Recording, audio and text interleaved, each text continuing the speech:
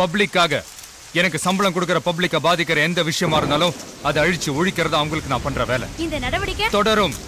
ஒவ்வொரு பொருளும் ஒரிஜினல் மக்களுக்கு நம்பிக்கை வர்ற வரைக்கும் என்னோட நடவடிக்கை தொடரும். கொலை கொள்ள கற்பழிப்பை விட 1000 மடங்கு கிரிமினல் தானே இந்த கலப்படம். இன்னைக்கு ஊர்ல திருமண மூலையெல்லாம் ஹாஸ்பிட்டலா இருக்கு, அத்தனையிலும் கூட்டமா இருக்கு. கேவலம் பிராந்திக்கு விஸ்கிக்கும் இந்த விலை தானே நிர்ணயம் பண்ணி வைக்கிற அரசாங்கத்தாலேயே அத்தியாவசிய தேவையான அரிசிக்கும் பருப்புக்கும் விலை நிர்ணயம் பண்ண முடியல. ஏன்? அது காரணம் இவனுக்கு தான். சுயலாபத்துக்காக இவனுக்கு பண்ற பதுக்கல் தான். ஒரு நாள் காலையில குழந்தைக்கு எங்கேயுமே பால் கிடைக்காது, அரிசி கிடைக்காது, எதுவுமே கிடைக்காது. ஒரு நாள் 2 நாள் 10 நாள் சமாளிக்கலாம். அப்புறம் என்ன ஆகும்? வெறும் ரூபா நோட்டை திங்க முடியும். இவனுக்கு நினைச்சா இந்தியாவையும் இதே மாதிரி சோத்துக்கு வழி இல்லாத சொமாலியா மாதிரி மாத்த முடியுங்கிறது உங்களுக்கு தெரியுமா?